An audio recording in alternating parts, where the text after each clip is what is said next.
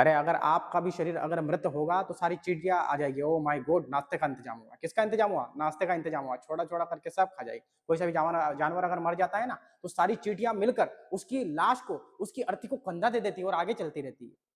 वो भी तो छोटा-छोटा करके खाती है। हुँ? वो भी तो छोटा-छोटा करके खाती है। तो इसीलिए आपको भी जो है सिलेबस को टुकड़े-टुकड़े में करना है। सिलेबस एकदम से खत्म हो जाएगा। खत्म, टाटा, बाय-बाय। सीखना, जागरूकता और शिक्षा ही इस चैनल का उद्देश्य है। द इशू सर एक शिक्षक हैं जिनकी विशेषज्ञता जटिल विषयों को सरल और वस्तुनिष्ठ तरीके से मानचित्र के आधार पर समझाने में निहित है। स्टार्ट करते हैं ना। देखिए, आज जो हमारी जो बातें चलेगी वह केवल रसायन विज्ञान पर चलेगी, केमिस्ट्री पर चलेगी, है ना? टॉपिक इसमें कुछ नहीं होगा। जो भी टॉपिक होंगे वे मैं आपको यहाँ पर बताऊँगा सारे के सारे कि यह टॉपिक हमें पढ़ने हैं, इस टॉपिक से प्रश्न आने की संभावना है। और आप सभी को यह पता होना चाहिए कि हम क्या पढ़ रहे हैं, हम रसायन विज्ञान पढ़ रहे हैं, केमिस्ट्री पढ़ रहे हैं। अगर हम केमिस्ट्री की अगर बात करते हैं तो आप सभी को ये पता है कि केमिस्ट्री जो है ये कहाँ से आया, तो केमिस्ट्री एक देश पड़ता है जिसका नाम है मिस्र। तो मिस्र से कीमिया शब्द आया है ना। अगर केमिस्ट्री जो है इसकी उत्पत्ति कहाँ से हुई, इसका निर्माण कहाँ से हुआ है, आखिर केमिस्ट्री क्या होती है, रसायन विज्ञान क्या होता है, इन सब पर हम चर्चा करेंगे इस वीडियो में। और ये जो वीडियो है इसमें हम बेसिक कॉन्सेप्ट समझेंगे, है ना। जब तक हम बेसिक कॉन्सेप्ट नहीं समझेंगे तब तक हमें सब्जेक्ट समझ में नहीं आएगा। और अगर सब्जेक्ट समझ में नहीं आएगी तो एक रुचि, जिसको बोलते हैं इंटरेस्ट, इंटरेस्ट पैदा नहीं होगा। और अगर इंटरेस्ट पैदा अगर नहीं होगा तो फिर प्रॉब्लम आ जाएगी। क्यों? क्योंकि फिर हमें पढ़ाई से डर लगेगा, और डर बहुत खतरनाक होता है। पढ़ाई से क्या लगेगा? डर लगेगा, और हम पढ़ाई से फिर दूर जाएंगे। अरे भाई साहब, हमें तो समझ में नहीं आता है क्या होता है ये पढ़ाई, क्या है। और एक तो हवा फैला रखा है केमिस्ट्री के बारे में। आप सभी ने सुना होगा कि केमिस्ट्री है बड़ी वफा बेवफा, केमिस्ट्री है बड़ी बेवफा, रात को रटो और दिन को सफा। एक तो ये बोल दिया भैया। ऐसा कुछ नहीं होता है। अगर आप केमिस्ट्री पढ़ोगे, अगर आप दृढ़ संकल्पित होकर पढ़ रहे हो, अगर आपका फोकस अगर बिल्कुल 100% मेरी तरफ रहेगा, तो बिल्कुल आपको केमिस्ट्री समझ में आएगी। एक भी डाउट आपको नहीं बचेगा। लेकिन क्या होना चाहिए? Focused on your goal. अपने लक्ष्य पर क्या होना चाहिए? फोकस होना चाहिए। जब तक फोकस नहीं होगा तब तक कुछ नहीं होगा। इसलिए फोकस अगर आप रखोगे तो इंटरेस्ट भी आएगा केमिस्ट्री को पढ़ने में। तो आइए आते हैं, हम सब्जेक्ट पर आते हैं। रसायन विज्ञान यानी कि केमिस्ट्री की अगर बात करते हैं तो केमिस्ट्री जो शब्द है यह मिस्र एक देश से आया हुआ है। मिस्र बड़ा फेमस है अपने पिरामिडों के लिए। प्राचीन काल में वहां पर पिरामिडों का निर्माण किया गया है। और वो पिरामिड जो है वाकई में बहुत ही सुंदर है, बहुत ही भव्यतम है और देखने लायक है। और आपने मिस्र में नाम सुना होगा मम्मी का। मम्मी जो है वहां के, आपने देखा होगा कि कोई भी व्यक्ति जो होता है, जब व्यक्ति की डेथ होती है ना, तो वहां पर जो भी राजा महाराजा होते थे, उनकी जब डेथ होती थी तो उनके शरीर को संभाल के रखते थे। आपने देखा होगा कि जब शरीर जो होता है 1-2 दिन में उसमें बदबू आने लगती है, और बिल्कुल फंगस लग जाएंगे, उसमें वायरस लग जाएंगे, बैक्टीरिया लग जाएंगे, शरीर को पूरा नष्ट करने की कोशिश करेंगे, और बिल्कुल उसमें से इतनी खतरनाक बदबू आएगी। तो वो जो है उस टाइम पे उनने एक रसायन का प्रयोग किया और उसको बचाए रखा उनने। उसी को अपन बोलते हैं मम्मी। क्या बोलते हैं उसको? मम्मी। यहाँ की मम्मी भी बड़ी फेमस है। तो मिस्र से कीमिया शब्द आता है। अगर कीमिया शब्द की अगर हम बात करेंगे तो कीमिया शब्द का शाब्दिक अर्थ होता है काली मिट्टी। कीमिया शब्द का शाब्दिक अर्थ क्या होता है? कीमिया शब्द का जो शाब्दिक अर्थ होता है वह होता है काली मिट्टी, है ना। कीमिया शब्द का जो शाब्दिक अर्थ होता है, अर्थ, इसका अर्थ क्या है भाई साहब? इसका जो अर्थ है वह है काली मिट्टी। इसका अर्थ क्या है? इसका अर्थ है काली मिट्टी। काली मिट्टी, है ना। इंग्लिश मीडियम वालों को कोई दिक्कत नहीं आएगी, है ना। ब्लैक सोइल क्या बोलेंगे अपन इसको? इसको अपन बोलेंगे ब्लैक सोइल। ब्लैक सोइल, है ना। इसका अर्थ है क्या है? इसका अर्थ है काली मिट्टी, है ना। केमिस्ट्री जो शब्द है उसकी उत्पत्ति कहां पर हुई है? मिस्र के कीमिया शब्द से हुई है, जिसका अर्थ है काली मिट्टी यानी कि ब्लैक सोइल। क्या है? काली मिट्टी यानी कि ब्लैक सोइल। इसका प्रयोग करके ये जो है मम्मी, मम्मी को जो है इसका ही प्रयोग करके, काली मिट्टी और इन सभी का प्रयोग करके लेप लगा के जो है मम्मी का, मम्मी जो होती थी आपकी मम्मी, जिसका नाम सुना होगा आपका, उसमें इसका यूज किया जाता था। तो वहीं से आया है केमिस्ट्री शब्द। कहाँ से आया है? केमिस्ट्री शब्द। अगर हम केमिस्ट्री की अगर बात करते हैं, रसायन की अगर हम बात करेंगे, तो रसायन को विज्ञान का विज्ञान कहा जाता है। रसायन को क्या कहा जाता है साथियों? रसायन को कहा जाता है विज्ञान का विज्ञान। रसायन को क्या कहा जाता है? रसायन को कहा जाता है विज्ञान का विज्ञान। अब ये क्यों कहा जाता है, तो हम समझेंगे अभी कि ये क्यों कहा जाता है। है ना? रसायन विज्ञान को विज्ञान का विज्ञान कहा जाता है। अगर आप कुछ भी चीज़ अगर आप पढ़ रहे हो, जैसे कि मैं आपको समझाने की कोशिश करता हूँ, एक दूसरा पेज लेता हूँ और मैं समझाता हूँ, जैसे कि आप किसी भी डॉक्टर के पास अगर जाओगे, है ना? तो डॉक्टर के पास अगर आप जाओगे तो वो बोलेगा कि भाई साहब आपको तो हीमोग्लोबिन की कमी है। काहे की कमी है?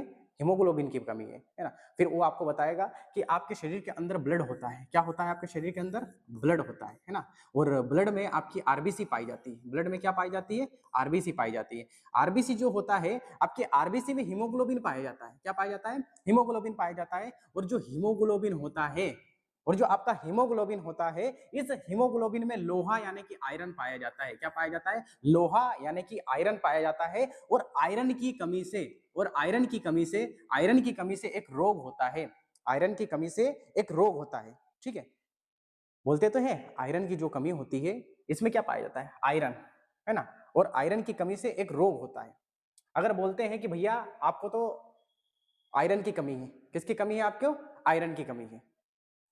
तो बात तो हम किसकी कर रहे हैं? बायोलॉजी की कर रहे हैं। लेकिन इसमें आयरन जो शब्द है ये कहां से आया? ये केमिस्ट्री से आया। आयरन कहां से आया है? ये आयरन कहां से आया है? आयरन कहां से आया है भैया? तो आयरन जो है वह केमिस्ट्री से आया है।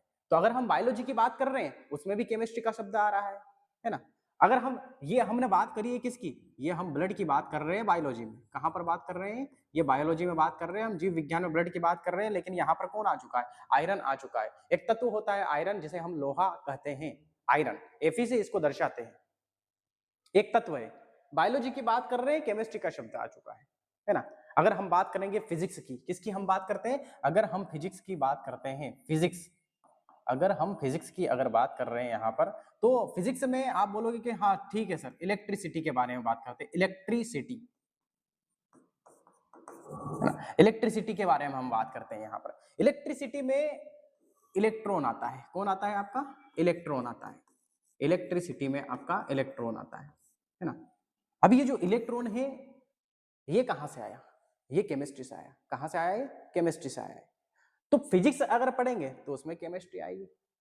विज्ञान अगर पढ़ेंगे, बायोलॉजी अगर पढ़ेंगे तो उसमें केमिस्ट्री आएगी। इसीलिए इसे बोलते हैं कि यह विज्ञान का विज्ञान है। क्या है ये? विज्ञान का विज्ञान है। इसीलिए रसायन विज्ञान को क्या कहा जाता है? विज्ञान का विज्ञान कहा जाता है। कुछ समझाने की कोशिश कर रहा हूं, अगर आशा करता हूं कि आपको ये अच्छे से समझ में आ रहा होगा।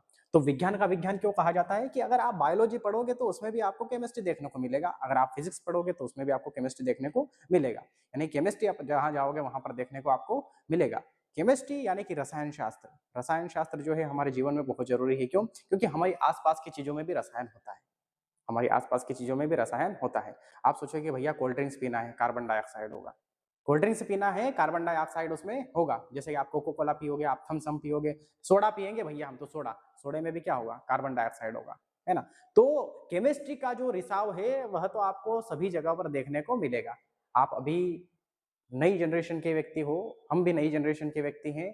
तो मॉडर्न युग में हम आ चुके हैं, आधुनिक युग में हम आ चुके हैं। और आज के इस युग में जो है रसायन का बहुत ज्यादा प्रयोग हो रहा है। और आप सभी ने सुना भी होगा कि हरित क्रांति की अगर बात करते हैं, हम फसलों के उत्पादन में भी अगर बात करते हैं, फसलों के उत्पादन में भी रसायन शास्त्र यानी कि केमिस्ट्री का बहुत ज्यादा प्रयोग किया जा रहा है। सन 1966 में हरित क्रांति का उत्पादन हुआ था, शुरुआत हुई थी उस टाइम पे 1966 1967 में।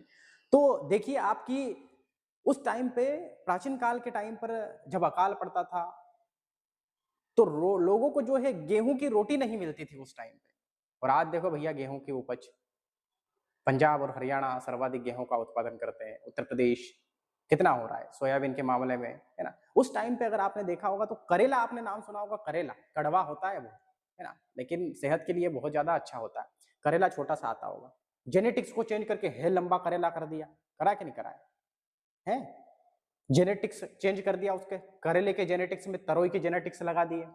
तो टेक्नोलॉजी बहुत बढ़ गई है और रसायन का प्रयोग भी बहुत ज्यादा बढ़ रहा है ना?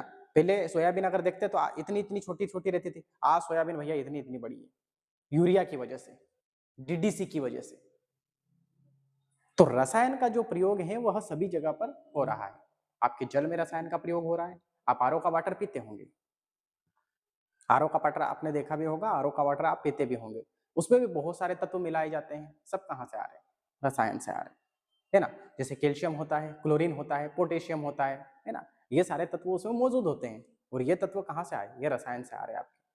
आप खाना जो होता है आपका, खाना आप बनाते हो, उसमें भी आपके नमक आते हैं, NaCl sodium chloride, Na2CO3 sodium carbonate, NaHCO3 sodium bicarbonate, मीठा सोडा, कड़वा सोडा, हरा सोडा, हरा कशिश, जितनी भी चीजें सब कहाँ से निकल कर आए? रसायन से।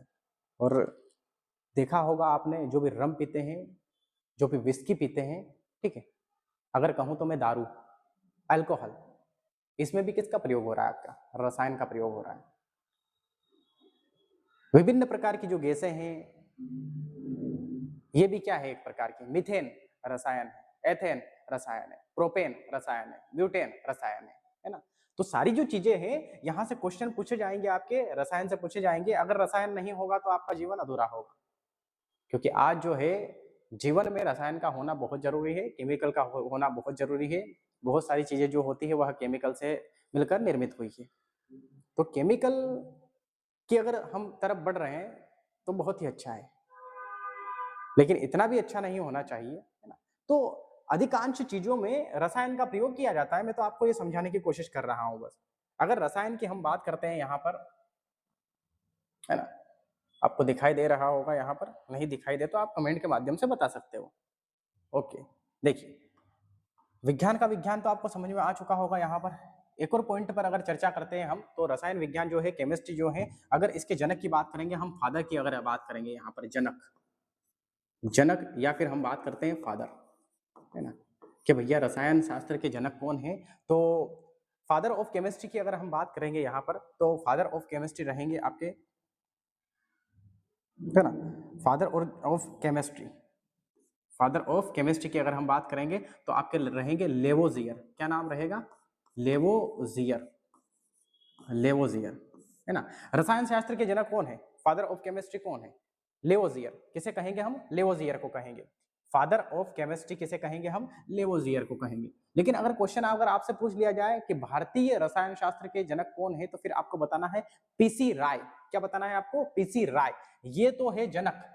पूरे विश्व में जनक कौन है? लेवोजियर है। लेकिन इंडिया की अगर बात कर दे भाई साहब, कभी क्वेश्चन पूछ लिए कि इंडियन, है ना, इंडियन केमिस्ट्री के जनक कौन है, इंडियन की अगर बात करेंगे भाई साहब, तो फिर आपको क्या बताना है? फिर आपको बताना है पीसी राय। क्या बताना है आपको?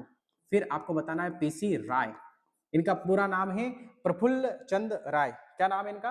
पूरा नाम है प्रफुल्ल चंद राय, शॉर्ट फॉर्म है पीसी राय। तो भारतीय रसायन के जनक कौन है? पीसी राय। और यू जनक कौन है? अगर आपसे पूछे कि केमिस्ट्री के जनक कौन है, आपको बताना है लेवोजियर। आपसे पूछे कि भारतीय रसायन शास्त्र के जनक कौन है, आपको बताना है पीसी राय। क्या बताना है आपको? पीसी राय बताना है। क्या इतनी बात आपको समझ में आ रही है? इतनी बात आपको समझ में आ रही है तो फिर हम आगे बढ़ जाते हैं, ठीक है ना। पीसी राय, अगर बात करते हैं पीसी राय की, तो आपको एक और पॉइंट यहाँ पर याद रखना है कि पीसी राय जो है वो ये नाइट्रिक विज्ञान के जनक भी हैं। किसके जनक हैं ये नाइट्रिक विज्ञान के जनक हैं। नाइट्रिक विज्ञान, नाइट्रिक विज्ञान, नाइट्रिक विज्ञान के भी ये जनक हैं। ये नाइट्रिक विज्ञान के भी जनक है। अब ये नाइट्रिक विज्ञान क्या है सर, तो इसकी चर्चा तो हम आगे करेंगे, लेकिन इसका फॉर्मूला बताने की मैं कोशिश करता हूँ आपको यहाँ पर, कि इसका जो फॉर्मूला होता है वह होता है HNO3, है ना, HNO3। इसका फॉर्मूला क्या होता है? HNO3। यह इसके भी जनक हैं और इन्हें कहा जाता है इंडियन केमिस्ट्री के फादर, है ना, भारतीय केमिस्ट्री के जनक इन्हें कहा जाता है। क्या नाम है इनका? इनका नाम है पीसी राय, प्रफुल्ल चंद राय। क्या नाम है इनका? प्रफुल्ल चंद राय। तो ये आपको समझ में आ चुका होगा। अब हम बढ़ते हैं हमारे टॉपिक की तरह। कौन कौन से हमें टॉपिक पढ़ने हैं, क्या क्या चीजें हमें केमिस्ट्री में पढ़नी है, टॉपिक पर हम चर्चा करते हैं। उसके बाद में हम फिर सिलेबस को पढ़ने की कोशिश करेंगे, है ना। आप अगर सोचते हो कि नहीं, अरे सर आप तो एकदम से पढ़ा दीजिए, तो ऐसा नहीं होता है। आपने कभी पिज्जा खाया होगा, टुकड़े कर करके खाए होंगे कि एकदम से पिज्जा खा लिया। आपने कभी रोटी खाई होगी, पूरी रोटी खा ली क्या? टुकड़ा कर करके खाते हैं, है ना। आपने चींटियों को देखा कि नहीं देखा है?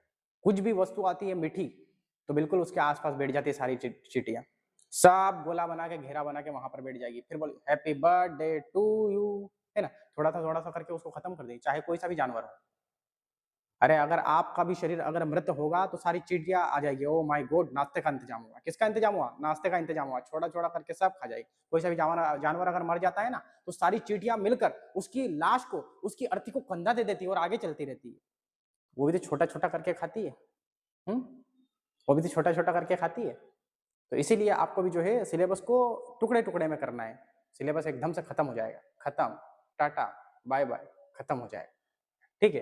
देखिए, बढ़ जाते हैं हम आगे, टॉपिक कौन-कौन से हमें पढ़ने हैं। अगर हम टॉपिक की बात करते हैं, तो वैसे तो हमें टॉपिक नंबर के हिसाब से तो मैं क्या ही बता सकता हूँ आपको। एक तो हमें देखना है पदार्थ, एक हमें सबसे पहला जो टॉपिक पढ़ना है, वह पढ़ना है हमें पदार्थ। क्या पढ़ना है? पदार्थ पढ़ना है। पदार्थ इसी को हम कहते हैं मैटर। क्या कहते हैं इसको? इसको हम मैटर कहते हैं, मैटर, है ना? आपने कहावत तो सुनी होगी कि जहाँ पर मैटर बड़े-बड़े होते हैं, वहाँ पर हम खड़े होते हैं। कि जहाँ पर मैटर बड़े होते हैं, वहाँ हम खड़े होते हैं, यानी कि जहाँ पर पदार्थ बड़े-बड़े होते हैं, वहाँ पर हम खड़े होते हैं। पदार्थ का मतलब हम समझेंगे कि पदार्थ का मतलब क्या होता है? आखिर पदार्थ क्या होता है? कैसे ये काम करता है? पदार्थ को हमें क्यों पढ़ना चाहिए? किस प्रकार के इसमें से क्वेश्चन आएँगे? सारी चीज़ें हम यहाँ पर पढ़ेंगे। तो पहला तो हमें पढ़ना है पदार्थ। क्या पढ़ना है? पदार्थ। मैटर हमें पढ़ना है। दूसरे चैप्टर में हमें देखना है कि, है ना, इसमें आपके पदार्थ की कितनी अवस्था हो सकती है? क्या तत्व, यौगिक और मिश्रण इसी के अंतर्गत आते हैं? ठोस, द्रव और gas, plasma, Bose, Einstein, condensate, क्या सभी इसके अंतर्गत आते हैं? इसमें से किस प्रकार के क्वेश्चन बन सकते हैं? आखिर पदार्थ क्या है? तो पदार्थ एक छोटी-सी परिभाषा अगर मैं इसकी समझाना चाहूँ आपको, क्योंकि हम टॉपिक तो कल से स्टार्ट करेंगे, आज हम इसका पूर्वाग्रह देख रहे हैं, है ना? पहले की जो चीज़ें हैं वो हम देख रहे हैं इसकी। तो अगर पदार्थ की हम बात करते हैं, तो पदार्थ दुनिया की वो सारी चीज़ें, दुनिया की वो सारी वस्तुएँ जो स्थान घेरती तथा जिनमें भार होता है, वो पदार्थ होती है। ये मार्कर है मेरे पास में। क्या है? मार्कर है। क्या ये स्थान घेरेगा अगर किसी के कहीं पर अगर रख दूँगा तो? घेरेगा। देखिए, मैं आपको समझाना चाहूँगा इसके माध्यम से। ये आपके कैमरे का स्थान घेर रहा है। घेर रहा है आपके कैमरे का स्थान? आपके कैमरे का स्थान ये घेर रहा है। इसका मतलब ये स्थान घेर रहा है। और जिसमें वजन हो, इसमें वजन होगा कि नहीं होगा? होगा। तो जो संसार की वह सारी वस्तु जो स्थान घेरती है तथा जिसमें द्रव्यमान यानी कि वजन होता है, वह सभी पदार्थ होते हैं। क्या होते हैं वो? पदार्थ होते हैं। आप भी स्थान घेरते हो, आप में भी वजन है, आप भी पदार्थ हो। मैं भी स्थान घेरता हूँ, मुझ में भी वजन है, मैं भी पदार्थ हूँ। इस दुनिया की जितनी भी सारी वस्तुएं हैं, सब स्थान घेरती है, सब में वजन होता है, सभी क्या है? पदार्थ है। तो इस चैप्टर में हमें पदार्थ के बारे में पढ़ना है। अब पदार्थ क्या-क्या हो सकते हैं, वो तो चैप्टर के अंदर डिटेल हम पढ़ेंगे, तब पता चलेगा कि पदार्थ होते क्या-क्या है ना? ये तो हमारा बेसिक चल रहा है सारी चीजें, तो इसमें हमें ये देखना पड़ेगा। देखो, अगर ये तो हमें हो चुका है ना?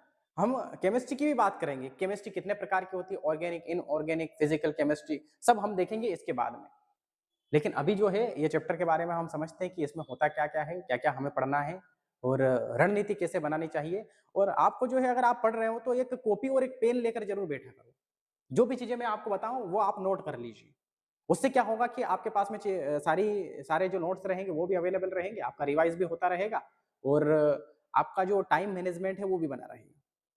नोट्स बनाने से बहुत फायदे होते हैं और आपको आपकी जो चीजें हैं लिखी हुई, आपने जो भी लिख रखा है वो आपको भली भांति समझ में आ जाएगा।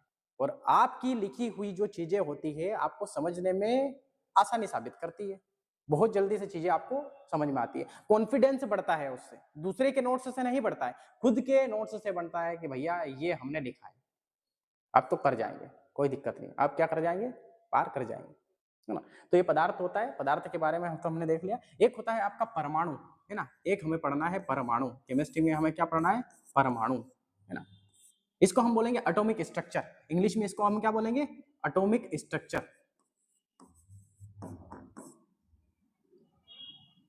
एटॉमिक स्ट्रक्चर, है ना? एक चैप्टर ये पढ़ना है हमें। अब सर इसमें क्या है, इस परमाणु में आखिर है क्या, ये क्यों हम पढ़ेंगे? तो ये तो चैप्टर पढ़ने के बाद ही समझ में आएगा, है ना? ऊपरी ऊपरी मैं बता सकता हूं आपको कि जो परमाणु होता है, जो एटॉमिक स्ट्रक्चर होता है, इसमें एटॉम्स होते हैं, है ना? विभिन्न प्रकार के परमाणु से मिलकर अणु का निर्माण होता है। और आपने देखा होगा कि अणु और परमाणु, है ना, विभिन्न प्रकार के परमाणु से मिलकर किसका निर्माण होता है? एक अणु का निर्माण होता है। एक उदाहरण के माध्यम से समझाना चाहूंगा कि यहाँ पर ऑक्सीजन है और यहाँ पर भी ऑक्सीजन है, ये दोनों परमाणु हैं, है ना? और इन परमाणु से मिलकर किसका निर्माण होगा? ऑक्सीजन यानी कि O2 का निर्माण होगा। यह एक प्रकार का अणु है। क्या है ये? अणु है ना? ये अणु है। ये दोनों क्या है? ये दोनों आपके परमाणु हैं। ये दोनों आपके क्या है? ये दोनों आपके परमाणु हैं। तो हमें परमाणु पढ़ना है ना? एटॉमिक स्ट्रक्चर पढ़ना है, हमें इलेक्ट्रॉन पढ़ना है, हमें प्रोटॉन पढ़ना है, हमें न्यूट्रॉन पढ़ना है, हमें एंटी न्यूट्रॉन पढ़ना है, पॉजिट्रॉन पढ़ना है, मेसान पढ़ना है, पाई मेसान पढ़ना है। ये सारे जो कण हैं ये सब किसके अंतर्गत आएंगे? आपके परमाणु यानी कि एटॉमिक स्ट्रक्चर के अंतर्गत यह आएंगे। तो यह टॉपिक भी हमें पढ़ना है। उसके पश्चात हमें देखना है केमिकल रिएक्शन, रासायनिक अभिक्रिया। क्या देखना है हमें? रासायनिक। केमिस्ट्री के अंदर हमें देखना है रासायनिक अभिक्रिया। क्या देखना है? रासायनिक अभिक्रिया। उसे हम बोलेंगे केमिकल रिएक्शन। क्या बोल देंगे उसे हम? उसे हम बोलेंगे केमिकल रिएक्शन। केमिकल रिएक्शन, इसको हम बोलेंगे केमिकल रिएक्शन। केमिकल रिएक्शन हमें पढ़नी पड़ेगी, है ना। रासायनिक अभिक्रिया हमें पढ़नी पड़ेगी। बहुत सारी अभिक्रिया होती है, भौतिक अभिक्रिया होती है, रासायनिक अभिक्रिया होती है। यहां से क्वेश्चन आएगा आपका कि दूध से दही में परिवर्तन होना किस प्रकार का उदाहरण है? तो यह रासायनिक उदाहरण है। क्वेश्चन पूछेंगे बर्फ से जल का बनना और जल जो होती है उससे वाष्प का बनना, वाष्प से फिर जल का बनना, जल से फिर बर्फ का बनना, यह कौन सा परिवर्तन होता है? यह भौतिक परिवर्तन होता है। तो रासायनिक अभिक्रिया के अंतर्गत हमें भौतिक परिवर्तन यानी कि फिजिकल चेंज और रासायनिक परिवर्तन यानी कि केमिकल चेंज, दोनों हमें देखना है। यहाँ पर इसमें बहुत सारी अभिक्रिया भी होगी, बहुत सारे रिएक्शन भी होंगे, ठीक है। जैसे कि थोड़ा सा समझाना चाहूंगा यहाँ पर कि आपके पास में यहाँ पर सोडियम है, एक तत्व ले लिया हमने सोडियम। क्या ले लिया? सोडियम। सोडियम का परमाणु क्रमांक होता है 11। तो एक तत्व ले लिया हमने सोडियम, है ना। तो यहाँ पर आपके पास में एक तत्व है सोडियम और दूसरा तत्व ले लिया हमने क्लोराइड। क्लोराइड का परमाणु क्रमांक 17 होता है। इन दोनों की अगर रिएक्शन करेंगे हम तो भाई साहब नमक बन जाएगा। क्या बन जाएगा? नमक बन जाएगा। क्या बन जाएगा आपका? Sodium chloride. क्या बोलेंगे हम इसको? Sodium chloride. एक प्रकार का, एक विशेष प्रकार का यहाँ पर नमक निकल के आएगा। इसको बोलते हैं हम रिएक्शन, इसको हम बोलते हैं अभिक्रिया। दोनों ने क्या कर लिया? अभिक्रिया कर ली। आपने संसार में भी यह अभिक्रिया देखी होगी। किसी दो व्यक्ति का अगर विवाह होता है, किसी दो व्यक्ति का क्या होता है? विवाह होता है। एक मेल है, एक फीमेल है, एक लड़का है, एक लड़की है, पुरुष है, महिला है, दोनों की रिएक्शन होगी, अभिक्रिया होगी। उसी को हम क्या बोलते हैं? विवाह बोलते हैं, ठीक है। और फिर आपने देखा होगा कि जब दोनों का विवाह होता है तो फिर एक शिशु का जन्म होता है, एक बच्चे का जन्म होता है। पीढ़ी दर पीढ़ी आनुवांशिकता के कारण जो है उसकी वृद्धि होती जाती है। अभिक्रिया के बाद में बनने वाला तत्व है, और वहां पर भी अभिक्रिया के बाद में बनने वाला तत्व कौन सा होगा? आपका शिशु होगा, एक बच्चा होगा। जब पिता और माता जब एक बच्चे को जन्म देते हैं तो रिएक्शन के अकॉर्डिंग होता है वो, तो वहां पर भी रिएक्शन होती है, यहाँ पर भी रिएक्शन हो रही है भैया। तो एक अभिक्रिया यही होती है कि यहाँ पर एक तत्व है सोडियम, एक है क्लोराइड, दोनों का हो चुका है। इसमें अभिक्रिया बहुत प्रकार की होती है। संयुग्मन अभिक्रिया होती है, संयोजन अभिक्रिया होता है मतलब जुड़ना, वियोजन अभिक्रिया होती है मतलब टूटना, है ना। और बहुत सारी ऐसी अभिक्रिया है जो कि हम टॉपिक के अंदर यहाँ पर पढ़ेंगे। ओके, किसी को कोई प्रॉब्लम अगर है तो आप कमेंट के माध्यम से अपना जवाब साझा कर सकते हैं, अपनी समस्या आप पूछ सकते हैं। बढ़े आगे। तो ये हमें टॉपिक पढ़ना है, आपका एटॉमिक स्ट्रक्चर पढ़ना है आपका। एक हमें पढ़ना है ऑक्सीडेशन, एक हमें पढ़ना है ऑक्सीडेशन, है ना। ऑक्सीकरण, ऑक्सीकरण, ऑक्सीकरण,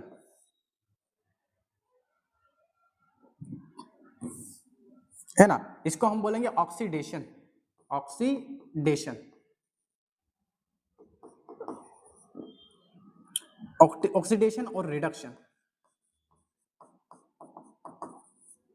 ऑक्सीकरण और अपचयन, ये एक टॉपिक है हमारा, ये हमें पढ़ना पड़ेगा, है ना। इसमें जो अभिक्रिया होती है वह कैसे काम करती है, ऑक्सीडेशन कैसा होता है। आपने देखा होगा कि एक जो लोहे की वस्तु होती है, लोहे की वस्तु को 2-3 महीने के लिए खुला छोड़ दो बाहर में, उसका ऑक्सीडेशन हो जाएगा, वो सड़ जाएगी, उसमें जंग लग जाएगी। अरे आपने रेलवे स्टेशन पे देखा तो होगा, कोई भी व्यक्ति आया रेलवे स्टेशन पर और आपने देखा होगा कि समाज में कुछ ऐसे तत्व, विषैले तत्व उपलब्ध होते हैं। अरे भाई ये जो यूपी की ट्रेन है ये कब आएंगी, ऐसे जर्रा खटाटा को पुचुक कर देता है वहां पर रेलवे पर। आपने पाइप देखे होंगे रेलवे के आइट साइड, हर 3-4 महीने में, 5 महीने में, 6 महीने में उनका पेंट किया जाता है, जस्तीकरण किया जाता है। उसको पेंट करने की प्रक्रिया को हम जस्तीकरण कहते हैं। वो इसलिए करते हैं ताकि ये जो पाउच और गुटखा खा के वो पुचुक से थूक देते हैं, इसमें सल्फर होता है, सल्फर जो होता है लोहे को सड़ा देता है, ऑक्सीकरण हो जाता है, ऑक्सीडेशन हो जाता है। उसको बचाने के लिए जस्तीकरण किया जाता है, यानी कि पेंट किया जाता है, कलर किया जाता है। सिविल सेंस तो किसी में है नहीं और इसका ध्यान रखना बहुत ही ज़्यादा ज़रूरी है, क्योंकि हम बोलते हैं कि हमारे मौलिक कर्तव्य हैं और मौलिक कर्तव्य के अंतर्गत कोई भी अगर कोई सी भी अगर दृश्य है, कोई सी भी अगर जगह है, तो उसका ध्यान रखना हमारा ही कर्तव्य बनता है। बहुत सारे लोगों में सिविल सेंस नहीं होता है कि भैया कहाँ पर थूकना चाहिए, कहाँ पर नहीं थूकना चाहिए, कैसे इस प्रकृति को हमें बचाना है। सब प्रकृति को नष्ट करने में लग रहे हैं। बाकी लोग तो देख रहे हो आप, कोई पेड़ पौधे काट रहा है, फिर ऑक्सीजन सिलेंडर लेके घूमेंगे। कोरोना के टाइम पे तो आपने देख ही लिया होगा, ऑक्सीजन सिलेंडर भी नहीं मिल रहे थे। ऐसा ही हाल अगर प्रकृति को आप बचाओगे नहीं तो फिर ऐसा ही होने वाला है। ऑक्सीजन की मात्रा में कमी हो रही है, उमस पैदा हो रही है, कार्बन डाइऑक्साइड का स्तर बढ़ रहा है, कार्बन मोनोऑक्साइड का स्तर बढ़ रहा है, क्लोरोफ्लोरोकार्बन का स्तर बढ़ रहा है। ये जो गैसें हैं, यह गैसें ब्रह्मांड में, यह गैसें वायुमंडल में, यह गैसें कंट्री में, पृथ्वी पर तनाव उत्पन्न करेगी गैसें। और एक दिन जो है प्रकृति का विनाश होना तय है अगर ऐसे ही काम चलता रहा तो। प्रकृति को बचाना हमारा कर्तव्य है, लेकिन ऐसे लोग जो है वह दिक्कत पैदा कर देंगे। तो वहां पर भी किसका प्रयोग हो रहा है? वहां पर भी रसायन का प्रयोग हो रहा है। तो हमें ऑक्सीडेशन हमें पढ़ना है, वहां पर क्या पढ़ना है? हमें ऑक्सीडेशन पढ़ना है। तो ये मेन टॉपिक है आपके। यहाँ पर आपको देखना है जल, क्या पढ़ना है? एक हमें पढ़ना है यहाँ पर जल।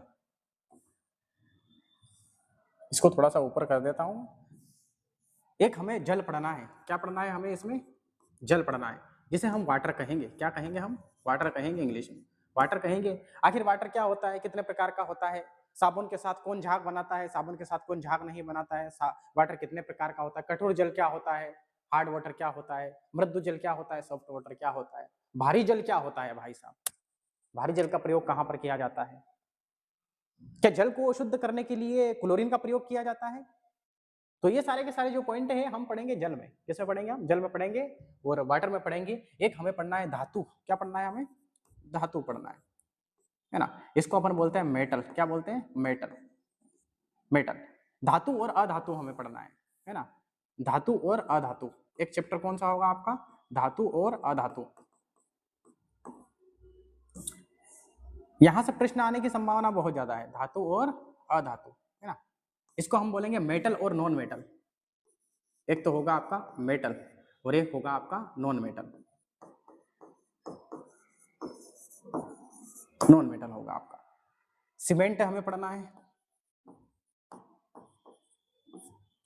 उसके बाद में कोयला हमें पढ़ना है। पर्यावरण में जो भी गैस मौजूद है वो गैसें हमें पढ़ना है। अल्कोहल हमें पढ़ना है। ये कुछ छोटे छोटे पॉइंट है जो कि इन्हीं के अंतर्गत आएंगे। तो ये सारी चीजें जो है हमें पढ़नी है यहाँ पर। और अगर देखें तो एक जहां से क्वेश्चन आने की भारी भरकम संभावना होती है ना, भारी भरकम संभावना होती है। ये तो मैं आपको मेन टॉपिक पढ़ा रहा हूँ, अभी मेन टॉपिक बता रहा हूँ आपको, है ना। अगर हम बात करेंगे तो कुछ इधर मैं लिख देता हूँ आपको, इधर डिनोट कर देता हूँ, यहाँ पर इधर प्रदर्शित कर देता हूँ। एक हमें पढ़ना है अम्ल और क्षार। क्या पढ़ना है हमें? अम्ल और क्षार। एक हमें अम्ल और क्षार पढ़ना है। और एक हमें पढ़ना है भैया पीरियोडिक टेबल। एक हमें क्या पढ़ना है? Periodic table. Periodic table, periodic table हमें पढ़ना है। अम्ल और क्षार हमें पढ़ना है। एसिड क्या होता है, बेस क्या होता है, आंवले का स्वाद जो होता है वो खट्टा होता है, और आपके जो क्षार होते हैं वह स्वाद में कड़वे होते हैं, जैसे नीम है, करेला है। आखिर एसिड और बेस दोनों अगर रिएक्शन करेंगे तो क्या होंगे? पीएच स्केल क्या है, आखिर पीएच स्केल का मान कितना होता है? 0 से लेकर 14 तक होता है या फिर कुछ और होता है? उदासीन सात क्यों है? सारी की सारी चीजों का डिस्कस हम करेंगे अम्ल और क्षार में। एक होता है आपका पीरियोडिक टेबल। पीरियोडिक टेबल बहुत बड़ी है, लगभग इसे पढ़ने में हमें 5 से तो 6 दिन लगेंगे पीरियोडिक टेबल में। लेकिन पीरियोडिक टेबल अगर पूरी केमिस्ट्री से अगर 10 आपके नंबर के क्वेश्चन आ रहे हैं तो उसमें से 3 नंबर के जो क्वेश्चन है वह आपके पीरियोडिक टेबल से आएंगे। तो पीरियोडिक टेबल को पढ़ना और समझना बहुत ही ज्यादा महत्वपूर्ण है, इससे क्वेश्चन बहुत ज्यादा आते हैं। तो हम ये टॉपिक खत्म करेंगे, उसके बाद में हम चलेंगे फिर पीरियोडिक टेबल पर। पीरियोडिक टेबल हम पढ़ेंगे। पीरियोडिक टेबल में हमें पता चलेगा कि सोडियम का परमाणु क्रमांक कितना होता है, मैग्नीशियम का परमाणु क्रमांक कितना होता है, कौन से धातु होते हैं, कौन से अधातु होते हैं, कौन से उपधातु होते हैं, कौन से अर्धचालक होते हैं, सारी की सारी जो प्रक्रिया है हमें पीरियोडिक टेबल में पता चल जाएगी, है ना। कौन सा संक्रमण तत्व है, कौन सा समूह 1 का धातु है, कौन सा समूह 2 का धातु है, तो ये सारी जो प्रक्रिया है हमें किधर देखनी है, इस तरफ हम देख लेंगे। अब देखिए थोड़ा सा अगर प्रयास करते हैं हम जानने की कोशिश अगर इसको करते हैं हम, तो अगर केमिस्ट्री की मैं बात करूं आपसे कि केमिस्ट्री जो होती है भैया, केमिस्ट्री के प्रकार अपन देख लेते हैं, केमिस्ट्री के प्रकार, है ना। अब वैसे तो केमिस्ट्री जो होती है वह 3 प्रकार की होती है। कितने प्रकार की होती है? 3 प्रकार की होती है। नंबर 1, नंबर 2 और नंबर 3, 3 प्रकार की आपकी केमिस्ट्री होती है। 3 प्रकार की केमिस्ट्री हमें पढ़नी है। जितने भी मैंने आपको अभी टॉपिक बताए हैं, ये सारे के सारे जो टॉपिक हैं आपके, यह इस केमिस्ट्री के अंतर्गत आएंगे। ये 3 प्रकार की जो केमिस्ट्री इसके अंतर्गत आएंगे। एक तो हमें देखना है सबसे पहले ऑर्गेनिक, हमें देखना है क्या देखना है? Organic chemistry. आपने नाम सुना होगा ऑर्गेनिक। एक तो होगी ऑर्गेनिक केमिस्ट्री, ऑर्गेनिक केमिस्ट्री हमें पढ़ना है। अगर आप पूछेंगे सर केमिस्ट्री कितने प्रकार की होती है, तो केमिस्ट्री 3 प्रकार की होती है। एक तो ऑर्गेनिक केमिस्ट्री होगी, हिंदी में अगर हम इसे कहेंगे तो ये बोलेंगे कार्बनिक रसायन। क्या बोल देंगे इसको? कार्बनिक रसायन, कार्बनिक रसायन।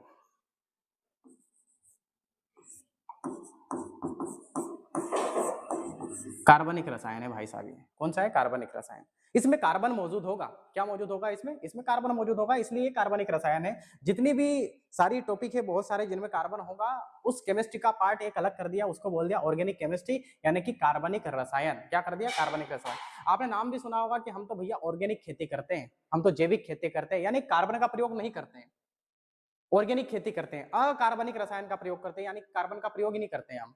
जैसे आपने हमारे देश का एक राज्य का नाम सुना होगा सिक्किम। सिक्किम जो है वो ऑर्गेनिक कृषि करता है, अकार्बनिक कृषि करता है। तो एक टॉपिक आपका क्या हो जाएगा? एक यहाँ पर एक पार्ट आपका होगा, ये तो ऑर्गेनिक हो चुका है, एक होगा इनऑर्गेनिक। एक और पार्ट को हम क्या बोलेंगे? इनऑर्गेनिक। इनऑर्गेनिक केमिस्ट्री हो जाएगा आपका एक, इनऑर्गेनिक केमिस्ट्री। इनऑर्गेनिक केमिस्ट्री इसको हम बोलेंगे अकार्बनिक। अकार्बनिक का मतलब ये होता है कि इसमें भाई साहब आपका रसायन है ही नहीं, अकार्बनिक, है ना। अकार्बनिक, इसमें आपका कार्बन नहीं होगा, अकार्बनिक रसायन। इसको अपन बोलेंगे इनऑर्गेनिक केमिस्ट्री, यानी कि इसमें कार्बन नहीं होगा। और अगर कार्बन नहीं होगा तो फिर जो खेती होगी वो जैविक खेती होगी, वो नेचुरल खेती होगी, वो प्राकृतिक खेती होगी। लेकिन अगर कार्बन का प्रयोग किया गया है, यूरिया का प्रयोग अगर किया गया है, तो फिर वो जो खेती होगी वह आपकी ऑर्गेनिक खेती होगी, कार्बनिक रसायन होगा। जैसे आप यूरिया का प्रयोग कर रहे हो, डीडीसी का प्रयोग कर रहे हो, खाद का प्रयोग कर रहे हो, है ना। और खाद कौन सा? कार्बन वाले खाद की मैं बात कर रहा हूँ। एक तो होता है आपका अकार्बनिक खाद, जो कि नेचुरल खाद होता है, गोबर से जो बनाया जाता है, वो नेचुरल खाद होता है, वह जैविक खेती के लिए महत्वपूर्ण है। लेकिन एक होता है आपका ऑर्गेनिक, एक होता है आपका इनऑर्गेनिक। एक आपको जो इसका भाग पढ़ना है वह पढ़ना है फिजिकल केमिस्ट्री, फिजिकल, है ना। भौतिक केमिस्ट्री हमें पढ़ना है। क्या पढ़ना है हमें? भौतिक केमिस्ट्री, फिजिकल, भौतिक। तो ये 3 प्रकार की हमें केमिस्ट्री पढ़नी है। और आशा करता हूँ कि आज का जो ये टॉपिक है, आज का जो लेक्चर है, इस लेक्चर में हमने यहाँ पर सिलेबस के बारे में चर्चा करी है सारी की सारी। देखिए यहाँ पर सारा हमने देखा कि विज्ञान के अंतर्गत कितने सब्जेक्ट आते हैं, और इसमें हमने केमिस्ट्री स्टार्ट किया है। केमिस्ट्री का शब्द कहाँ से आया है, केमिस्ट्री को क्या कहा जाता है, इसके जनक कौन है, ये सारी चीजों के बारे में चर्चा हमने यहाँ पर कर ली है। उसके बाद में हमने देख लिया कौन कौन से टॉपिक हमें पढ़ना है, ये टॉपिक के बारे में भी हमने यहाँ पर चर्चा कर ली है। उसके बाद में ये भी देख लिया है कि केमिस्ट्री जो है उसे विज्ञान का विज्ञान क्यों कहा जाता है, क्योंकि बायोलॉजी के अंदर कुछ भी पढ़ते हैं तो वो भी केमिस्ट्री से निकल के आता है, फिजिक्स के अंदर इलेक्ट्रिसिटी पढ़ते हैं, इलेक्ट्रॉन केमिस्ट्री के अंदर से निकल के आता है। तो ये भी हमने यहाँ पर चर्चा इसके ऊपर कर ली है। केमिस्ट्री कितने प्रकार की होती है, सबसे बड़ा पॉइंट ये होता है केमिस्ट्री 3 प्रकार की होती है, इसके ऊपर भी हमने चर्चा कर ली है। तो आशा करता हूँ कि आपको जो है आज का जो लेक्चर है ये समझ में आया होगा, और कुछ इसी प्रकार से हम जो है टॉपिक के साथ में आगे बढ़ते रहेंगे, कुछ इसी प्रकार के शब्दों के साथ, कुछ इस प्रकार के विचारों के साथ, कुछ इसी प्रकार की भावनाओं के साथ, और कुछ इसी प्रकार के लेक्चरों के साथ। तो आप बने रहिए हमारे साथ, और आज के लिए इतना ही काफ़ी। अब हम मिलेंगे अगले एपिसोड में एक नए कंसेप्ट के साथ, एक नए टॉपिक के साथ।